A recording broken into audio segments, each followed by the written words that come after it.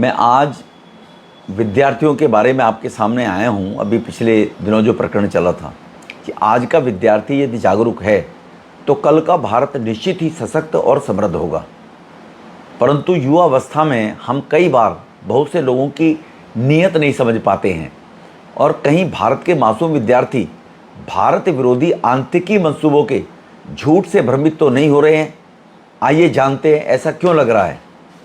मित्रों, 3/5/2026 को 22 लाख से अधिक छात्रों ने नीट की परीक्षा दी, जिसके बाद सभी के संज्ञान में आया कि कुछ असामाजिक भारत विरोधी सोच के तत्वों द्वारा पेपर लीक कराया गया। पेपर लीक होते ही तुरंत सरकार हरकत में आई और 11/5/26 को सीबीआई द्वारा उसकी जांच शुरू करवा दी गई। सीबीआई ने 13 अपराधियों को अरेस्ट भी कर लिया। वहीं सुधार हेतु एनटीए डायरेक्टर जनरल को हटा दिया गया और उनके बदले सेक्रेटरी लेवल के एक सीनियर ऑफिसर को एनटीए का महानिदेशक नियुक्त किया गया एवं 16 नई सीनियर पोस्ट बनाई गई, जिनमें नई कॉन्ट्रैक्ट कर्मचारियों को हटाकर परीक्षा के प्रशासन व संचालन की जिम्मेदारी आईआईटी, यूजीसी, सीबीएसई तथा केंद्रीय विद्यालयों के विशेषज्ञों को सौंपी गई। इसी के साथ साथ जो नीट परीक्षा को पूर्णतः निष्पक्ष, पारदर्शी एवं विश्वसनीय बनाने के उद्देश्य से लगभग 99.5% परीक्षा केंद्र सरकारी संस्थानों पर रखे गए, केंद्रीय विद्यालयों तथा राज्य विश्वविद्यालयों में स्थापित किए गए। परीक्षा के दौरान प्रत्येक केंद्र पर कड़ी निगरानी सुनिश्चित की गई तथा सीसीटीवी निगरानी, उन्नत सुरक्षा व्यवस्था और सुदृढ़ कर परीक्षा प्रबंधन के माध्यम से परीक्षा को पूरा किया गया। यह सभी कार्रवाई मोदी सरकार द्वारा मात्र 1 महीने में पूरी की गई। 21/6/26 को नीट की दोबारा परीक्षा कराई गई और 16/7/26 को नतीजे भी उसके घोषित कर दिए गए 2 महीने के अंदर अंदर। आज और दिनांक अब 24/7 को मोदी सरकार द्वारा निर्णय लिया गया कि आरोपियों का जो मुकदमा है वो फास्ट ट्रैक कोर्ट में चलाया जाएगा। अब समझने वाली बात है कि जब विरोध प्रदर्शन की शुरुआत 28/6/26 को की गई है तो क्यों की गई है, जबकि तब तक सरकार द्वारा कठोर निर्णय ले लिए गए, तो फिर विरोध प्रदर्शन का मुद्दा रहा ही नहीं था। लेकिन परंतु क्या इस विरोध प्रदर्शन के आयोजन एवं उन्हें समर्थन देने वाली विपक्षी पार्टियों की मंशा भी उन्हीं विद्यार्थियों की तरह ही थी?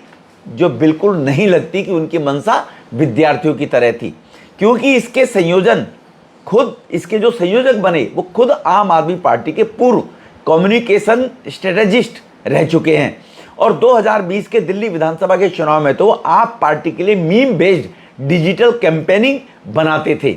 और इतना ही नहीं, वे तत्कालीन एनसीपी जो शरद पवार की पार्टी है उनके जो प्रवक्ता हैं अनीस गवांडे के दिल्ली निवास पर रहे।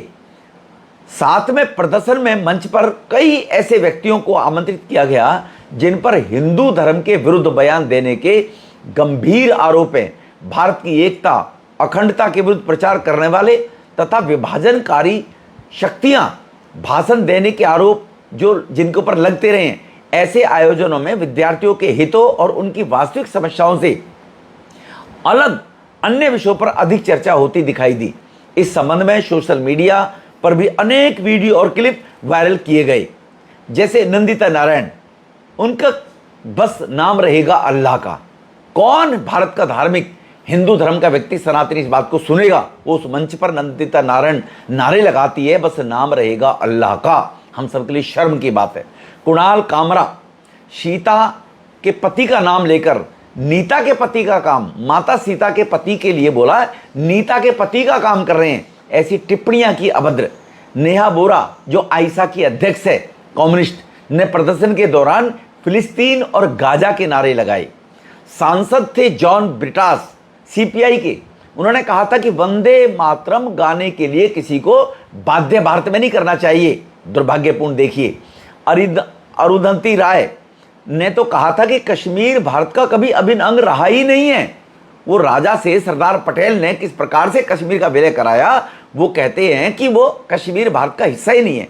उमर अब्दुल्ला जम्मू एंड कश्मीर, आगा सैयद रहउल्ला मेहंदी सांसद ने तो जंतर मंतर प्रदर्शन में शामिल होकर अनुच्छेद धारा 370 वापिस लेने के मांग तक उसी मन से कर डाली।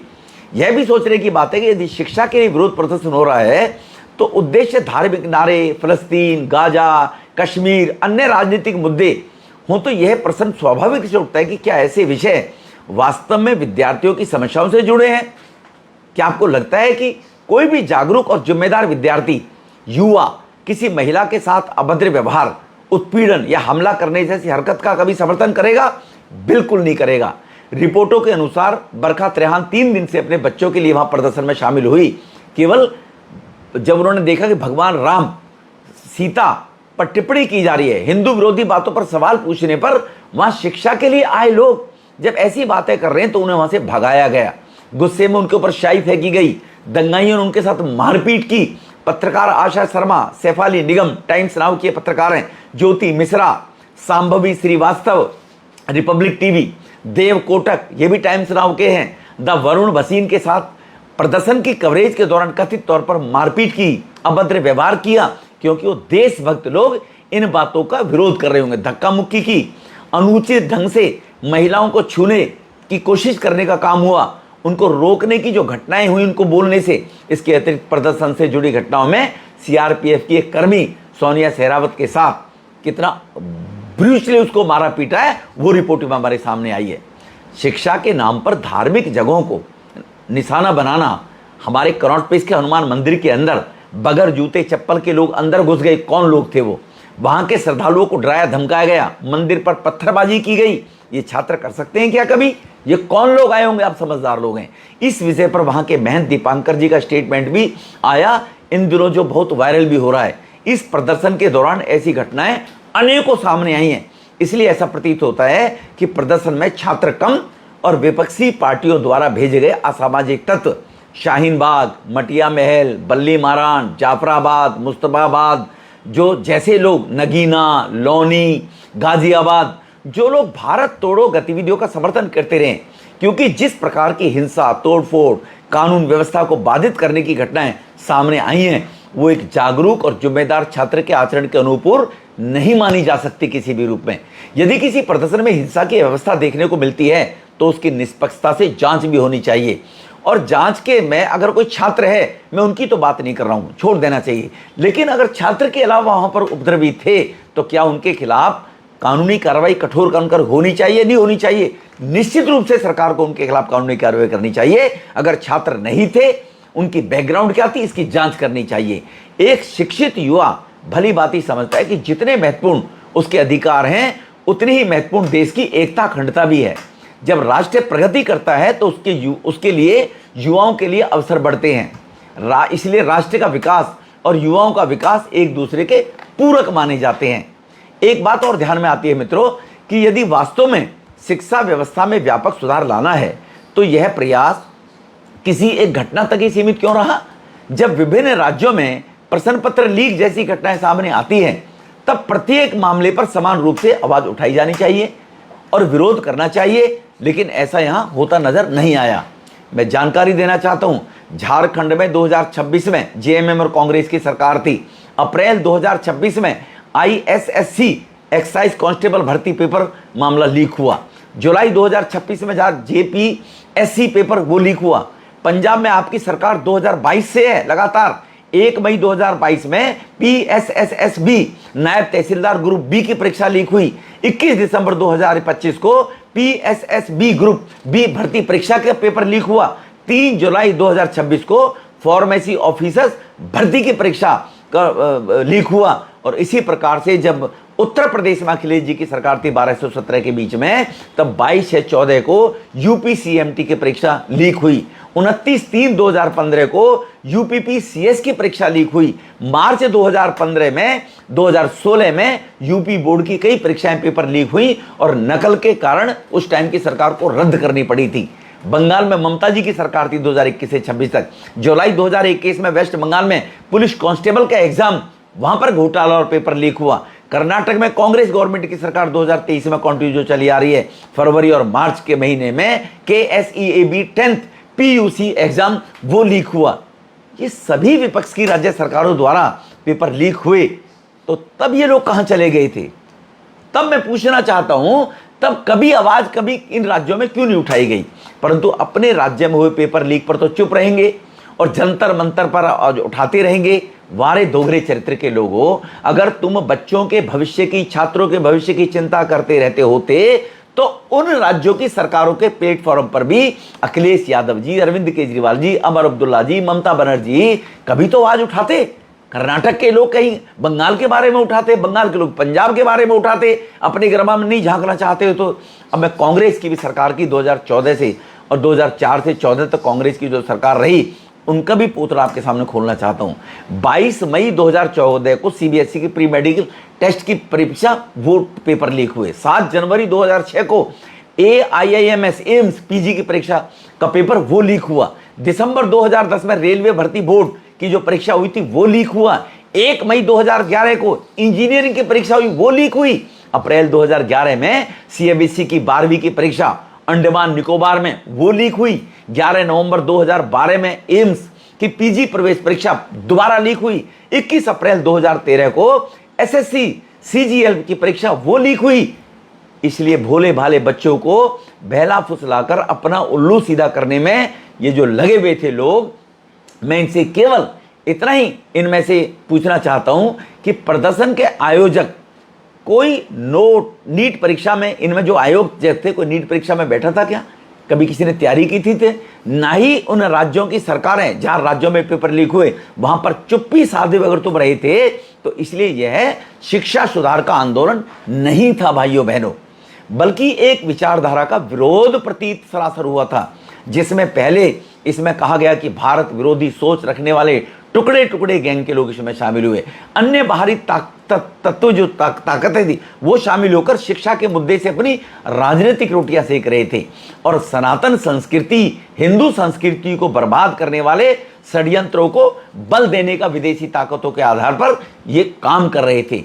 वहीं मोदी सरकार द्वारा 2014 से 26 के बीच में युवाओं के लिए, महिलाओं के लिए शिक्षा, कौशल, उद्यमी, रोजगार के क्षेत्र में कई महत्वपूर्ण सुधार किए गए जो पिछले 60 साल में कभी किसी ने सोचा भी नहीं होगा। भाइयों बहनों, राष्ट्रीय शिक्षा योजना, नीति योजना लेकर आए प्रधानमंत्री जी NEP के अंदर 2020 में 34 वर्ष पुरानी शिक्षा नीति का स्थान लेते हुए लगभग 26 करोड़ स्कूली और 4 करोड़ से अधिक उच्च शिक्षा के विद्यार्थियों को जिसमें संभावित किया गया है। स्किल इंडिया मिशन के तहत 4 करोड़ से अधिक युवाओं को प्रशिक्षण मिला, जबकि प्रधानमंत्री कौशल विकास योजना में 1.6 करोड़ से अधिक युवाओं को कौशल प्रशिक्षण एवं प्रमाण पत्र प्रदान किए गए। PMNAPS और नेट्स के माध्यम से लाखों युवाओं को अप्रेंटिसशिप का लाभ मिला तथा जन शिक्षण संस्थाओं के जरिए 2022 से 25 के बीच में 20 लाख से अधिक युवाओं को प्रशिक्षण देने का काम किया गया। स्टार्टअप इंडिया के तहत 2.3 लाख से अधिक मान्यता प्राप्त स्टार्टअप स्थापित किए गए। स्टैंड अप इंडिया के तहत SC, ST, वुमेन एंटरप्रेन्योरशिप को लेकर 10 लाख से 1 करोड़ तक के 2.7 लाख रुपए के लोन देने का लोगों को लोन देने का काम हुआ। प्रधानमंत्री मुद्रा योजना के तहत 50 करोड़ से अधिक लोगों को बिना गारंटी के लोन देने का काम हुआ। प्रधानमंत्री मुद्रा योजना। इसी प्रकार से रोजगार मेला में अभी तक 19 रोजगार मेले हुए हैं, जिनमें से 12 लाख से ज्यादा नौकरियां हाथों हाथ प्रदान की गई। अटल इनोवेशन मिशन के अंतर्गत 10,000 से अधिक अटल टिकरिंग लैब स्थापित की गई, जिसमें 75 लाख से अधिक विद्यार्थियों को लाभान्वित करने का काम हुआ। डिजिटल इंडिया में स्वयं नेशनल डिजिटल लाइब्रेरी, PM ई विद्या, निपुण Bharat PM research fellowship, PM यशस्वी श्रेय, खेलो इंडिया, फिट इंडिया जैसी योजनाओं ने भी करोड़ों विद्यार्थियों को, शोधकर्ताओं को और युवाओं को लाभ पहुंचाने का काम किया। शिक्षा के बुनियाद के ढांचे की अगर तुम बात करो तो हमें देखना चाहिए, क्योंकि आज जो बच्चा 22 साल का है वो 12 साल पहले केवल 10 साल का था। उसको जानकारी नहीं होगी भारत की स्थिति कैसी थी। जहां केवल भारत के अंदर IIT की संख्या केवल 16 थी, वो बढ़ाकर पिछले 10 साल में 23 की गई है। IIM की जो 13 से 21 की गई है। AIIMS एम्स जो हॉस्पिटल थी वो 7 हुआ करती थी, वो आज 23 हॉस्पिटल काम कर रही हैं। IIIT 9 से 25 कर दी गई है। मेडिकल कॉलेज हमारे देश के अंदर केवल 387 थे, आज 820 मेडिकल कॉलेज बनाने का काम मोदी जी ने युवाओं के जी जैन की चिंता को देखते हुए की है। एमबीबीएस सीटें हमारे देश के अंदर मात्र 51,000 सीटें थी, 51,348, आज 1,36,939 हमारी एमबीबीएस की सीटें बच्चों के लिए एमबीबीएस करने के लिए बढ़ाने का काम हुआ है। पीजी मेडिकल सीटें 31,185 से बढ़ाकर आज 79,000 सीटें आज बढ़ाने का काम हुआ है। हमारे देश में विश्वविद्यालय बच्चों का एजुकेशन के लिए केवल 760 थे, 760, आज 1,338 हैं, 1,338। कॉलेज केवल मात्र 38,498 थे, आज हमारे देश में 52,081 कॉलेज बच्चों को शिक्षा देने का काम कर रहे हैं। उच्च शिक्षा संस्थान 51,534 से बढ़ाकर 70,018 के करीब हमारे देश में हैं। इसी प्रकार से आरटीआई, आईटीआई 9,642 से बढ़कर 13,856, आईटीआई सीटें 17.4 लाख से बढ़ाकर आज 20 लाख के करीब हो गई है। पीएम श्री विद्यालय जो 0 थे आज 14,500 तक वो पहुंच गए हैं। इसलिए मेरे देश के होनहार और मासूम विद्यार्थियों से निवेदन है कि वह विपक्ष की राजनीति में राजनीतिक दल, भारत विरोधी विचारधारा और एक धर्म विशेष के उद्देश्य से काम करने वाले इस देश में जो लोग हैं उनके षड्यंत्रों में ना आए और अपने उज्जवल भविष्य के लिए मेहनत करें। अपनी ऊर्जा, महत्वपूर्ण समय दूसरे की राजनीति के लाभ के लिए ना लगाकर अपने भविष्य के लिए और भारत को विकसित राष्ट्र बनवाने के लिए आप लोग आगे बढ़ें। यही कहते हुए मैं आपसे अपील करता हूं। बहुत बहुत धन्यवाद। जय भारत, जय हिंद।